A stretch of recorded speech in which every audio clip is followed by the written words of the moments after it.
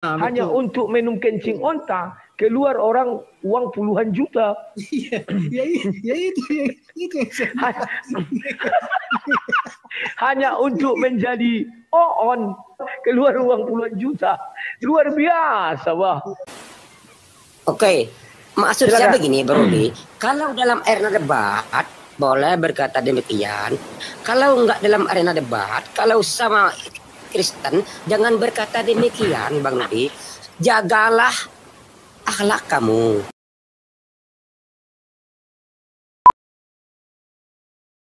Belum pernah saya lihat dia minum kencing onta. Padahal itu di negaranya sendiri, Raja Arab loh. Kalau memang kencing onta itu punya khasiat, tentu Raja Arab ini akan promosi. Diminumnya kencing onta, minumlah kencing onta, menyegarkan tubuh. Seluruh dunia akan meniru. Faktanya putri Arab tak mau minum kencing onta, jangankan putri Arab, tukang sapu di Arab. Jangankan tukang sapu, penjual kencing onta di Arab tidak mau meminum kencing onta itu sendiri.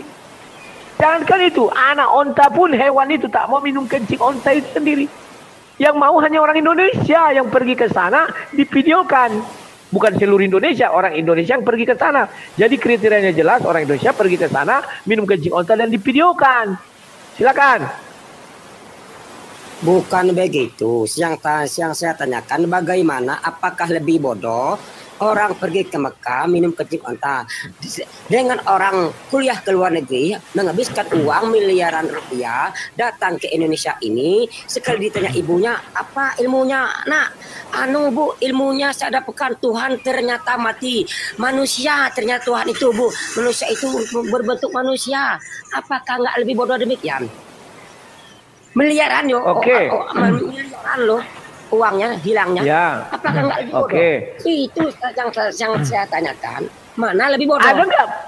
Ada nggak videonya kau temukan seperti itu? Siapa orangnya? Kalau minum kencing onta ada. Lebih bodohlah orang yang minum kencing onta sebab onta sendiri tidak mau minum kencingnya. Berarti orang itu lebih rendah derajatnya daripada hewan. Paham nggak kau? Kalau orang mengatakan Tuhan mati itu bisa jadi bilang orang, loh kau kan itu iman, salah persepsi saja. Bukan berarti dia lebih rendah dari hewan. Tapi ini orang merelakan diri lebih rendah dari hewan. Hewan saja, jangankan itu, babi aja nggak mau minum kencing onta. Kasihlah kalau nggak percaya.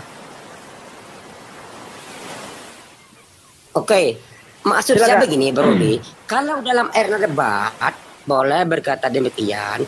Kalau enggak dalam arena debat, kalau sama Kristen, jangan berkata demikian, Bang Rudi. Jagalah akhlak kamu. Itu maksud saya. Boleh. Kalau debat, boleh. Gitulah maksud saya, Bang Rudi. Tahu nggak? Kami kan lagi diskusi. Itu kan akhlak terjaga. Bukan diskusi kamu itu. Kamu ngomong sesama konten loh. Saya dengar. Kamu tertawa-tertawa. Ya kan diskusi namanya itu. Diskusi sesama konten. Diskusi itu bukan hanya sama Islam, sama Kristen juga bisa diskusi. Mengapa kamu membicarakan Islam? Kamu bilang gini, siapa? Mana ada kami bicara Islam? Kami bicara Indonesia, orang Indonesia.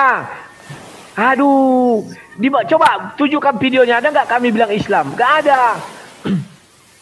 Di dalam video TikTok itu ada orang Indonesia pergi ke Mekah minum kencing onta, kan benar.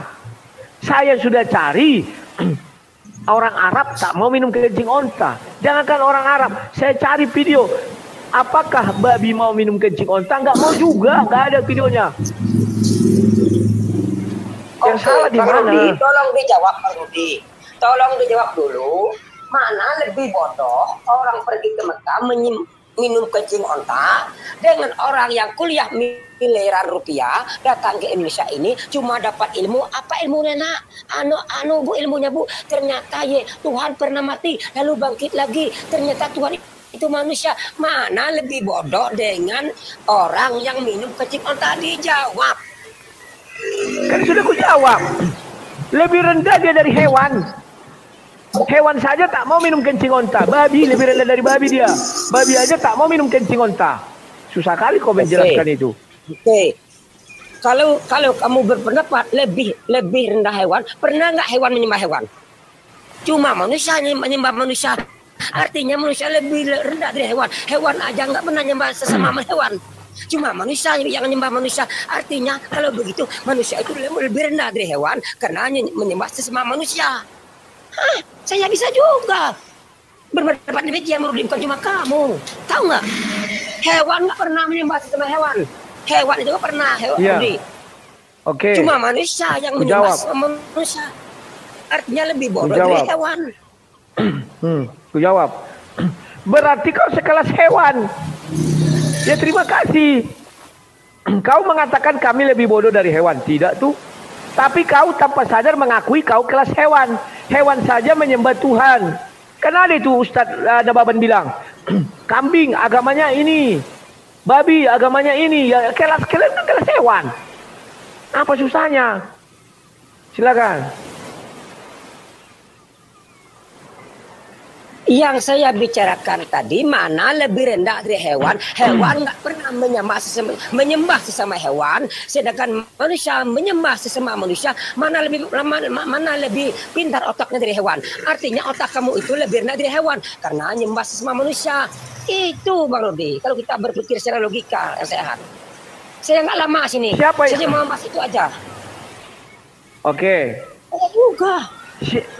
Siapa yang menyembah manusia?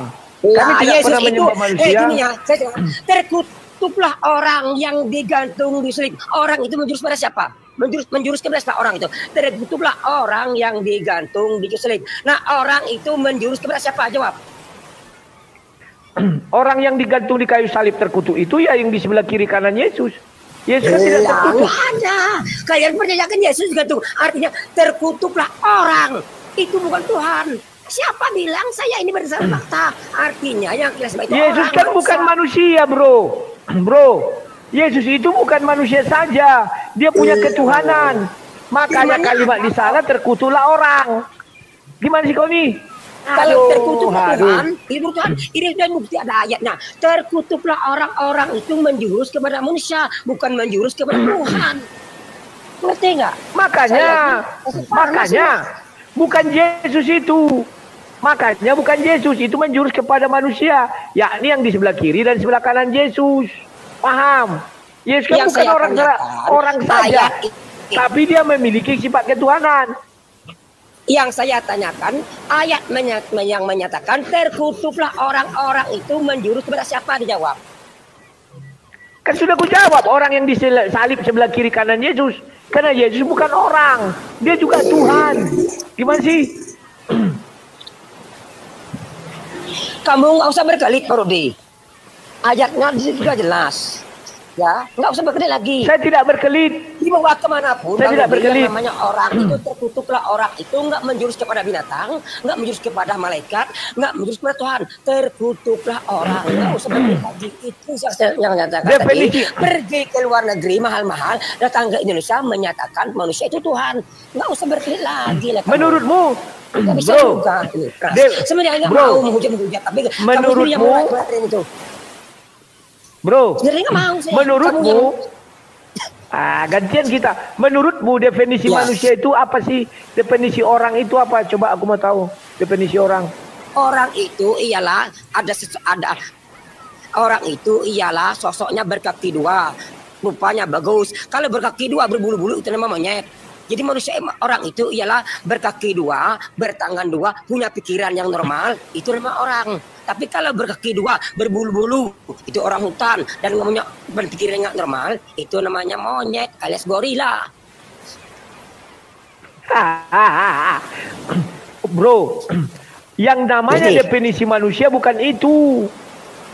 Definisi manusia itu adalah terlahir dari pertemuan sel telur dan sel sperma. Itu definisi dasarnya. Baru paham kau. Yesus itu tidak terlahir dari sel telur dan sel sperma. Makanya ketika kalimat itu dikatakan terkutuklah orang, kan bukan untuk dia itu. Karena dia tidak tercipta dari sel telur dan sel sperma. Itu manusia namanya, itu orang. Paham kau? Apalagi? Ada yang mau kau bantah? Kalau orang yang mati di Gahril siapa? Yang mati di Gahril siapa itu? Yesus tidak pernah mati. Kan sudah berapa kali ku jelaskan sama kau. Yesus mengatakan bahwa dia di dalam kubur seperti Yunus. Yunus mati nggak? Nggak mati. Itu aja kau sulit kali, aduh. Tonton video pula, udahlah. Kok iman Oke, sampai jumpa. Iman Bang Rudi udah asik. Tanya Yesus mati di salib untuk menebus dosa manusia. Itu bagaimana itu? Ku jelaskan baik-baik, dengar Yesus baik-baik ya. mati. Dengar, diam kau. Tutup dulu mic-mu biar ku jelaskan baik-baik. Nah, oke. Yesus, kematian Yesus bagaimana? Saya sudah berkali-kali mengatakan. Untuk melihat kematian Yesus ada dua sisi. Sisi dalam kubur dan sisi luar kubur. Semua orang di luar kubur mengatakan Yesus mati, termasuk saya, bahkan termasuk Yesus sendiri. Yesus berbicara kepada murid-muridnya bahwa dia akan menyerahkan nyawanya mati. Artinya apa? Murid-murid itu orang di luar kubur. Tetapi ketika di Matius 12 ayat 39, para rasul meminta apa bukti? Orang Farisi, ahli Taurat dan para rasul minta apa bukti? Yesus menjelaskan seperti tanda Yunus. Karena sudah ada tanda Yunus di situ, pergilah kau ke kitab Yunus. Baca Yunus 2, dia mengatakan apa? Dari dunia orang mati, aku memanggil namamu. Artinya dia tidak mati, tapi hidup. Paham? Lah, lantas Yesus bagaimana? Baca Lukas 24 ayat 5. Siapa yang engkau cari ibu? Dia yang hidup di antara orang mati. Yesus tidak pernah mati. Begitu pintu kubur ditutup, dia hidup. Tapi bagi kita orang di luar kubur, makanya dikatakan semua umat manusia berharap dan menginginkan Yesus mati. Paham tidak kau maksudnya apa? Orang berdosa lah yang mengatakan Yesus mati. Saya berdosa, saya mengatakan Yesus mati.